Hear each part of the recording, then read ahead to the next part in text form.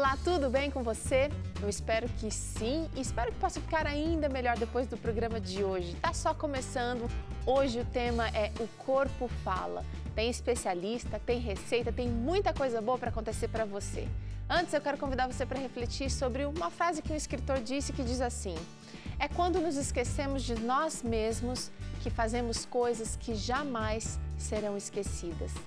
Pense em quem está aí perto de você, pense em quem está aí precisando de você e faça a diferença. No programa de hoje a gente vai falar sobre como o nosso corpo se comunica a despeito das nossas palavras. E para falar sobre esse assunto a gente tem aqui duas especialistas, duas Vivians. A gente tem aqui a Vivian Araújo, que é psicóloga e é também coordenadora do curso de psicologia lá do NASP Campus 1 em São Paulo. Obrigada pela participação, Vivian. Obrigada a você, Teresa. E temos também a Vivian Pires, que é osteopata, fisioterapeuta osteopata, para quem não conhece. A gente pode até falar um pouquinho depois sobre o que é a sua profissão, Vivian. E quero agradecer também a sua participação aqui com a gente, você que já esteve, as duas já estiveram aqui, mas nunca juntas. Estou super empolgada para falar sobre o assunto de hoje, viu? Obrigada, Vivian. É um prazer. Olha, você que quer saber o que a gente prepara aqui no Vida e Saúde, rever assuntos que a gente já tratou aqui no programa, ou receitas e compartilhar, acesse o nosso blog, novotempo.com/vida e saúde. E a receita de hoje é um delicioso achocolatado. Olha só, a gente vai fazer com leite de castanha. Vocês gostam de castanha, gente? Uhum. Ó, castanha de caju, nada mais brasileiro do que uma castanha de caju. Vamos falar já os ingredientes que vão ser necessários para essa receita. Castanha de caju, você vai usar uma xícara e a gente já deixou de molho aqui para deixar o leite mais cremoso. Tem também 3 xícaras de água, temperatura ambiente por enquanto, 4 colheres de açúcar demerara, meia colher de chá de extrato de baunilha e 1 colher de sopa de cacau em pó.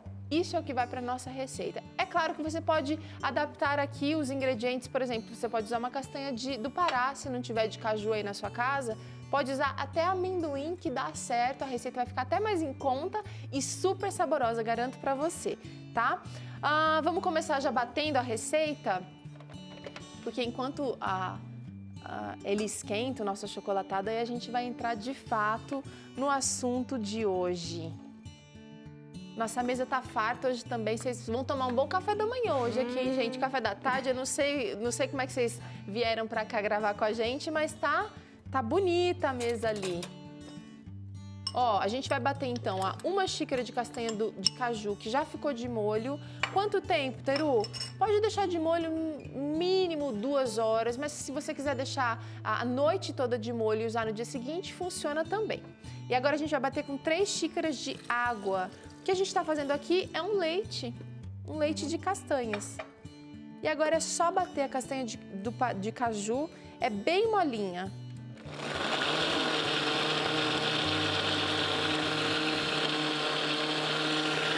Enquanto isso eu vou pegar o cacau em pó. Hoje em dia a gente compra cacau em pó em lojas de produtos naturais, bem em conta e um produto bom. Mas se não, pode ser o do mercado, também funciona. Vou deixar bater bem porque eu não quero esse leite, eu não vou coar o leite, eu vou deixar com uns pedacinhos, então vou deixar triturar bastante.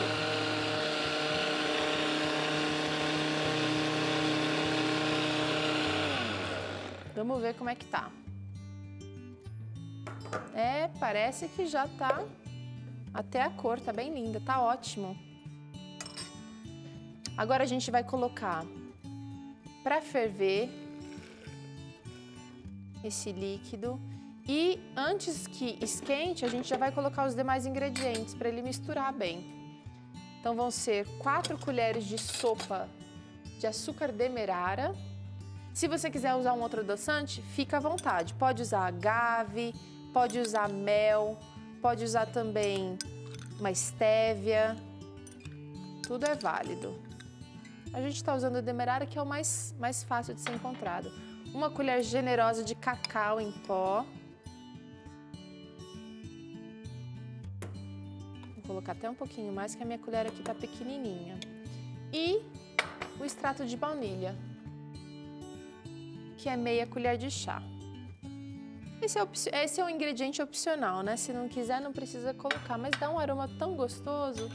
E vou usar um batedor para mexer antes de ligar a panela. A leiteira aqui, no caso. E quem não gosta de um chocolatinho quente, né, gente? No friozinho. No friozinho, combina. Ó, o cacau, ele demora um pouquinho mais para diluir mesmo, então por isso que eu tô usando aqui o batedor. E se o leite já estiver quente, a gente vai ter mais dificuldade, então eu prefiro usar enquanto ele ainda tá frio. Agora sim, é só deixar ferver e ficar bem cremoso. Bom, entrando no assunto de hoje, vocês aí que estão nos assistindo, sabem que o nosso corpo fala coisas que às vezes a gente não quer dizer ou que a gente quer esconder. Quando eu estava na faculdade de publicidade, a gente foi estimulado a ler um livro intitulado O Corpo Fala. Vivian, você usa ainda esse livro na sala de aula? Em algumas aulas, alguns professores ainda usam. Usam. Uhum. Mas tem muito mais material disponível hoje, Hoje né? já tem bastante. Séries de TV, artigos, muita coisa legal. É um assunto que as pessoas têm procurado, né, saber e têm se interessado naquilo que está acontecendo. Até por curiosidade, mas Sim. Profissionalmente também as pessoas têm lançado mão desse recurso também do corpo, né? Sim. Vivian, fala pra gente, o que é postura? Então, é interessante isso, porque aí você fala assim, quem vai falar sobre postura é uma fisioterapeuta. Todo mundo já imagina o que eu vou falar. Tem que sentar corretamente para cuidar da coluna e tal. Só que se alguém fala assim, se você faz essa mesma pergunta para ela, você esperaria uma outra resposta. Você esperaria o quê? Uma pessoa com uma atitude confiante, né? Coisas boas nesse sentido, de uma atitude mental. Postura diante da vida, né? Exatamente, uma postura diante da vida. Tem um médico psicanalista que eu gosto bastante, um argentino, que ele diz assim, quando uma mesma palavra é utilizada para expressar fenômenos diferentes, é possível que ela compartilhe um significado comum no inconsciente, ou seja, postura. Postura, se ela for falar uma coisa, postura, será que não significa a mesma coisa? Interessante. Então se eu for falar no que a gente está acostumado a ouvir, o que seria postura, vamos supor, o esperado de uma fisioterapeuta. Uma postura estática seria um bom alinhamento do corpo, mas também nós somos criados para o movimento, então não adianta a gente imaginar o que seria na estática. Então postura também é a forma de compor movimentos, o jeito que eu movimento meu braço, isso gera uma postura. Então, esses gestos habituais, por exemplo, eu uso bastante as mãos. Então, naturalmente, essas cadeias musculares, elas são mais favorecidas. Então, meu corpo vai sendo moldado pela minha forma de ser. Entendi. Então, postura é isso. Não é só aquela coisa correta, alinhada, bonita. É movimento. Movimento. De maneira geral, o que é linguagem corporal, Vivi? A gente vai tentar juntar as duas coisas aí. É a hora que a gente, em movimento, está querendo dizer alguma coisa, né? Então, o que os nossos movimentos estão significando. Mesmo que eles sejam involuntários. Mesmo que eles sejam involuntários, né? A gente não pensa para fazer tudo aquilo que a gente quer se movimentar, né? A gente não tem tudo tão programadinho. E isso, independente da gente querer mostrar ou não, também mostram algumas coisas. Como é que a gente aprende a se comunicar Desde quando a gente aprende a se comunicar com o corpo? Desde sempre, né? Quando a gente é bebê, a gente não tem uma linguagem falada ainda, desenvolvida. Então a gente começa a se contorcer, a fazer careta, e aí a mãe já vai descobrir que tem alguma coisa estranha. E essa mãe ainda está tentando aprender essa linguagem, né? Quando o bebê ainda é recente, você não sabe se aquela careta é de fome, é de cólica. E aí, aos poucos, o outro começa a te identificar através daquilo que você está mostrando. E isso vai com a gente durante toda a nossa vida, né? Então, quando a gente está feliz, a gente tem movimentos que dão a entender isso. Quando a gente está triste, a gente também tem. E é interessante que quem conhece a gente de verdade, um pai, uma mãe atento, um melhor amigo, você pode até tentar esconder que você não está feliz, está ali fingindo para todo mundo porque tem que segurar a onda, né? Mas quem te conhece de verdade sabe que no fundo tem alguma coisa ali que está segurando. Sabe uma coisa interessante? Fala. Assim, quando a gente fala de linguagem corporal, a gente não... É uma curiosidade isso, as pessoas não sabem de onde que vem os primeiros estudos sobre linguagem corporal. Tá. Então, por exemplo, tudo vem baseado em um primeiro livro escrito por Charles Darwin, que fala a expressão das emoções nos homens e nos animais. Então, que ele dizia que as expressões que a gente tem, especialmente faciais, né, e corporais, enfim, são vestígios de animais que nós tivemos em comum com os outros animais. Né? Tá. Aí tá. Só que isso foi em contraposição à ideia criacionista que se tinha de que alguns músculos da face foram criados por Deus para expressar determinadas emoções. O que é interessante é que, independente se você tem uma visão evolucionista ou criacionista, isso que ela falou é muito interessante. A gente já sabe, independente de estudar a linguagem corporal, algumas coisas mínimas, assim. Você pode, conhecendo uma pessoa, pequenos movimentos você identifica. Mas mesmo desconhecendo, tem algumas posturas que elas revelam muito. Por exemplo, pessoas que ocupam bastante espaço, andam bastante erguidas, braços abertos, o passo mais comprido, isso denota uma pessoa que está ocupando espaço, que está querendo dominar o ambiente, entende? Esse é um bom exemplo da linguagem corporal. Exatamente, a linguagem corporal expansiva, aberta. Isso nos animais a gente também vê. Então o urso, quando ele quer se mostrar mais poderoso que os outros, ele se ergue sobre as patas traseiras. Então a gente vê... Naturalmente ele anda em 4 patas, exatamente, mas ele eles precisam aparentar-se maior. Então essa forma expansiva é uma necessidade de domínio no reino animal. Agora a gente não pode dominar os outros, né? A nossa luta é o domínio de si mesmo. Então essa postura assim, digamos, animalesca, não existe tanto, não existe na gente, assim, né? Existem essas coisas mais veladas. E por mais que você tente conter, ainda existe alguns traços. Seja no rosto, seja no jeito de mexer a mão, de sentar, enfim. Agora vamos usar, por exemplo, no caso do humor. O que a postura corporal de uma pessoa pode dizer sobre o humor dela? Quem que pode falar sobre isso? Vivian Pires, você primeiro. Não, quando a gente vê uma pessoa triste, naturalmente não. Acho que em casos talvez um pouco mais avançados de tristeza, ou um caso mais realmente de depressão de fato, né? Tá. É aquela postura clássica, encurvada, assim. Ombro caído. Ombro caído e tal. Só que você imagina que talvez se você se erguer, você vai melhorar. Aquela coisa de... vamos lá, cabeça pra... Sabe? Vamos lá, peito pra frente. Troca de roupa, fazer uma caminhada. Vamos lá. É uma coisa natural da gente estimular o outro. Talvez por quê? Porque isso tem um efeito. Por exemplo, se você tiver sem razão nenhuma, tá um pouco triste, você começa a rir, sem razão nenhuma, de repente você tá feliz. Você começa a chorar sem razão, de repente você tá triste. Então, às vezes, mesmo em meio à tristeza, se você não tiver vontade de cantar, cante até se alegrar. Então, essa postura corporal, eu tô triste, eu tô deprimida, eu quero ficar assim, fechadinha e tal. Vamos se erguer, vamos alongar, vamos esticar, vamos andar, sabe? Por mais que você não acredite que você está se sentindo assim, porque de fato começa a haver um conflito. Tenta isso em casa, ou quem quiser. No dia que você não estiver se sentindo bem e você notar a sua postura, tenta se erguer. Parece que na hora gera um conflito. Mas eu não quero me sentir assim. Parece que é um clique que dá. Vivian, queria saber o seguinte, a Vivian tem cara de mocinha, assim, mas ela é super experiente, ela atende em consultório, ela dá aula, ela é coordenadora. Essa história, então, da postura influenciar no estado de emoção, porque a pergunta, na verdade, foi ao contrário, né? Ela demonstra emoção, mas ela também pode influenciar a emoção. Você vê na prática? Então, é possível que a gente veja, sim, mas se a gente for pensar numa questão de saúde mental, uma coisa que é muito importante é a gente pensar na congruência. A gente precisa mostrar aquilo que a gente sente, né? Um indivíduo mais saudável é um indivíduo congruente. Então, às vezes, a gente está com muita tristeza e está fingindo que está tudo bem. Sim. Isso vai fazer muito mal para a nossa saúde mental, do que se a gente realmente demonstrar. E demonstrar. A gente precisa se permitir sentir as emoções. Então a gente fica triste o tempo que a gente precisa e aí depois consegue ter condições de tocar a vida.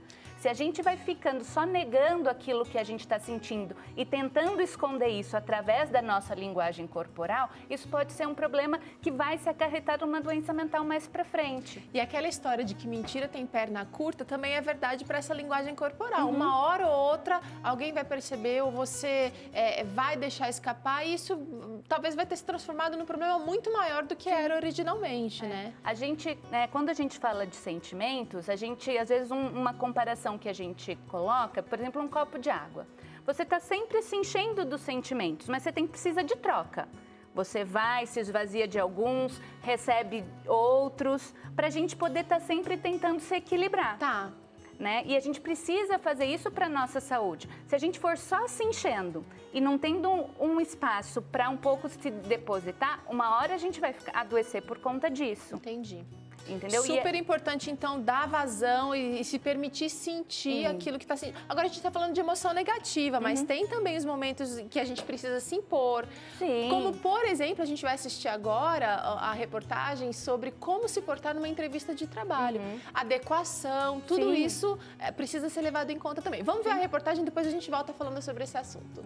Mais do que palavras, os gestos e sinais podem revelar os verdadeiros sentimentos e sensações de uma pessoa. Durante a entrevista de emprego, mais do que nunca, é importante estar atento a todos os seus movimentos corporais e também expressões faciais, para poder transmitir uma boa impressão ao entrevistador. Por isso que nós do Vida e Saúde reunimos algumas dicas valiosas.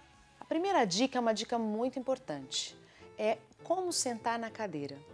Parece uma coisa tão simples, mas a postura ela diz muito sobre o candidato. Então a linguagem corporal, como o corpo fala, essa primeira linguagem ela traz uma segurança para o recrutador.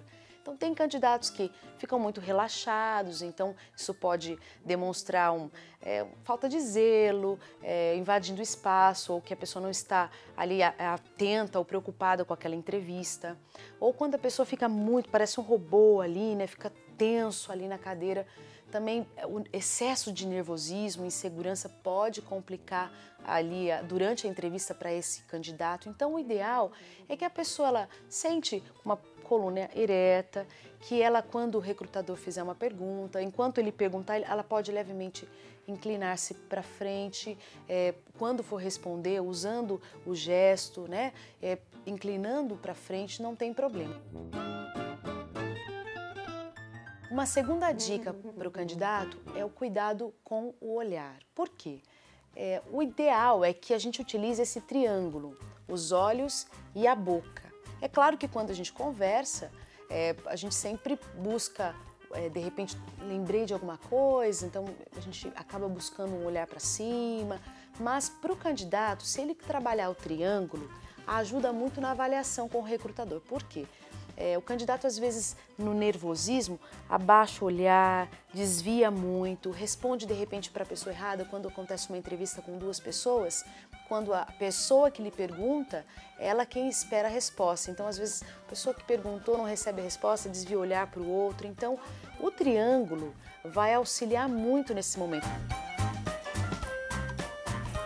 São muitas dicas, mas talvez uma dica que também pode ajudar um candidato são os gestos, que acabam contribuindo muito na avaliação ali durante a entrevista.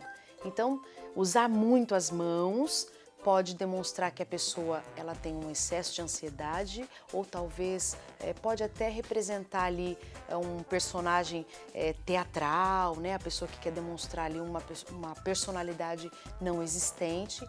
Então, o controle não precisa ficar com as mãos paradas, mas ela precisa acompanhar a fala. Então, se você quer arrumar um emprego, é só colocar essas dicas em prática. Com certeza elas vão te ajudar. Legal, achei bem interessante essas posições, né, do certo, do errado, do que focar. E tem gente que vai para uma entrevista de trabalho ou coisas mais importantes ainda, mas não se portam de maneira devida. Não é só aquela coisa de demonstrar, de ter, ou de parecer, ou de ser. Tem que mostrar também, né? Não é só aquilo que a gente fala que é entendido pelo outro, né? Então, a forma como a gente se comunica, como a gente gesticula, como a gente se veste algumas vezes, por isso a gente às vezes tem que se adequar a cada situação, né? Porque, por exemplo, eu vou para uma sala de aula e aí eu vou igual aos meus alunos, né, de tênis, o respeito que eu vou ter deles pode ser um pouco diferente. Exatamente. Mas se eu também vou com uma postura muito altiva para aluno, eu não aproximo eles de mim. Você também não consegue alcançá-los. Eu lembro quando, logo no começo quando eu comecei a trabalhar, eu atendia adolescente, às vezes a gente ficava assim, um pouco, ainda não sabe como se portar, e aí às vezes eu ia atender um pai, eu ia com uma roupa diferente, né, mais certinha, de mais arrumada. Aí o adolescente virava para mim, você vai aonde desse jeito? Né? Porque para ele isso significava outra coisa, mas talvez para atender um pai, a gente precisava de uma outra postura, senão né? também você não ganha credibilidade. Sim. Tem muitos homens que deixam, por exemplo, barba, bigode para parecerem mais velhos, né, Vivian? Porque senão estão, de repente, ocupando uma posição dentro de um trabalho que não vai impor, não vai demonstrar respeito ou até conhecimento. Sim. O que você tá rindo? Você lembra de alguma situação, Vivian? Não, é porque com esse vídeo de linguagem corporal no trabalho, o que a Vivian estava falando aqui antes, por exemplo, todo mundo fica buscando saber por alguma razão, né? Sei lá, para um namoro, para se portar bem, ou seja, no trabalho, todo mundo se acha especialista, né? Sim. No assunto. Só que numa entrevista de emprego, se você vai tão assim, certinho, você também pode ser visto como tipo, não, como eu posso dizer assim, tão manipulado e não tá passando a verdade naquilo. Isso é tudo muito mecânico, né? Tá muito dentro do quadrado. Dentro do então, não ser tão natural. Então, o fato de não ser natural também é perceptível, né? Tá. Ó, nosso chocolate achocolatado ficou pronto, tá cremoso. Vamos experimentar enquanto a gente conversa um pouquinho mais? Essa é uma receita que dá pra ser feita pra tomar um chá entre amigas mesmo. E botar o papo em dia. Olha, a mesa tá linda, a gente tem aqui muesli. Com licença, Vivi, posso servir já você? Eu espero que seja do agrado de vocês, esteja bom. A Vivian tocou aqui, a Vivian Pires tocou num ponto muito interessante, que é, às vezes a gente quer, só por curiosidade, né? Saber como é que o outro está se portando dentro do namoro. Dá para detectar, por exemplo, se alguém está mentindo pra gente, uma pessoa comum. Vocês são mais especializadas nessa parte do corpo. Mas uma pessoa comum consegue entender quando o outro está mentindo com o corpo? Então, a gente até consegue dizer, mas uma coisa que a gente precisa ter sempre em mente é que um gesto para uma pessoa pode significar mentira e para o outro pode significar outra coisa. Entendi. A gente precisa tomar cuidado com algumas generalizações. Às vezes a gente vê um seriado, alguma matéria, e aí a gente fica, não, levantou a sobrancelha significa isso. Mexeu o canto da boca. Para a esquerda é uma coisa, para a direita é outra, mas a gente sempre tem que perguntar para o outro, né? Para a gente ter essa noção. Por isso o conhecimento do outro, essa noção da verdade, de se aproximar realmente do outro, para a gente ter essa noção. Porque o que significa para um pode não significar para outro. A minha forma de expressar alegria ou tristeza pode ser diferente, por exemplo, da outra Vivian, mesmo com um nome diferente. Com relação a culturas, especialmente cultural, né? Existe, por exemplo, a possibilidade da gente reconhecer que uma postura da gente não condiz muito com a realidade e a gente tem condições de corrigir essa postura, Vivian? É possível.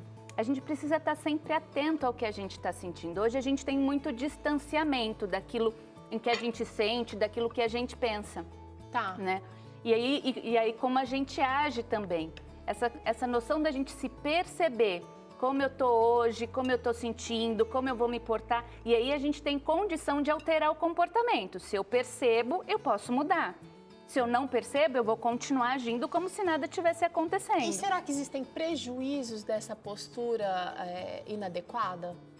Com certeza. Né? Pode falar. Não, é porque a gente tem que, como eu falei no início, postura é a forma de compor movimentos também. Então, assim, se a Vivian falou... Do mesmo jeito que você mexe bastante com as mãos, Vivian, eu, por exemplo, sou uma pessoa mais Tem gente que, travada. independente do estado emocional, vai estar sempre ereta. Tá. Aí vai pra mim em consultório, eu tenho uma dor nas costas. Aí quando a gente vai avaliar, o que está acontecendo? Ela tem a cadeia dos músculos extensores da coluna extremamente rígida. Então, assim, por que ela tem essa postura tão ereta? É porque ela precisa, é porque é uma escolha dela diante da vida. Ela mantém. É porque é uma coisa assim, tipo, não, eu gosto de estar assim, ou porque a vida lhe impôs que ela fosse desse jeito firme. Então, isso vai causar um efeito negativo, porque o que acontece? A gente tem que se expressar, tem um momento, né, da tristeza, de se curvar, tem um momento de se erguer, só que a gente também tem que deixar nossos músculos livres para poder se expressar nessas distâncias. De novo, entra naquele lance de se permitir sentir. Tem que se permitir. Então, você tem que deixar um musculatura livre para no momento você sentir isso, para no momento você se permitir aquilo. Então, se eu ando o tempo inteiro curto, que está extremamente ereta, quando você vai fazer uma avaliação, olha, isso aqui está tudo encurtado, a gente precisa alongar isso daqui. Porque se isso aqui não se alonga, você vai ter outros prejuízos. Se isso aqui está encurtado, você vai sobrecarregar a parte. Daqui a pouco aparece uma hernia de disco, uma tendinite aqui, uma tendinite acolá. Agora, tudo isso que a gente está conversando aqui, gente, não é possível talvez ser percebido se a gente não faz, de repente, uma análise, uma autoanálise. E às vezes a gente não dá conta de fazer isso sozinho, precisa de um profissional, como chega lá no osteopata e percebe que tá durão lá com a coluna ruim. Quer ver uma palavra simples? Quando eu falo bastante assim, o músculo saudável é um músculo forte e flexível. Se você usar isso na parte mental, você também precisa ser flexível? Sim. Né? Uma corda estendida, ela tem muito mais chance de estourar do que uma que é mais flexível. Os seus músculos, sua postura não tem que estar estático. Sabe aquela coisa, o tempo inteiro eu vou mostrar isso, custe o que custar. Não. Então, vamos partir para a prática. Uma pessoa que, de repente, está aí, diante da vida, vamos usar o seu exemplo aí. Tá sempre na postura perfeita, porque ela colocou aquilo para ela. O que ela pode fazer? De repente, aulas... muita gente faz teatro, por exemplo, para se soltar, para desenvolver outras habilidades. Que outras coisas podem ser feitas? Essa parte artística, né? Você sente mais esse link, né? De emoção, de mente, psíquico com o corpo. Só que se for falar uma coisa que eu poderia indicar é alongamento. Alongamento. Uma coisa que dá prazer, Vivian. Sim. A gente precisa, por exemplo, às vezes a gente está tão rígido, que a gente vai precisar de uma avaliação médica específica ou de um fisioterapeuta. Então, a gente vai precisar saber primeiro o que está acontecendo. Sim. Para daí a gente conseguir, porque às vezes a gente começa a pegar uma porção de dicas e às vezes acaba se prejudicando por conta disso também. Então, eu preciso de uma avaliação inicial para eu saber qual é o meu limite. Porque daí a Vivian fala, não, vamos alongar. E a pessoa não está conseguindo e ela está lá se matando para conseguir e vai acabar machucando um outro tipo de músculo. Sei lá, tenta alongar um e machuca o outro. Ela precisa de um direcionamento, então, a partir do profissional. Gente, nosso tempo já acabou. O chocolate ficou uma delícia. Faz aí em casa. Se quiser coar, também pode coar para ficar mais parecido um pouquinho com leite, mas tá muito bom. A gente vai encerrando por aqui. Vamos comer mais um pouquinho dessas delícias aqui. E até o próximo Vida e Saúde. Muito obrigada, queridas. Até mais.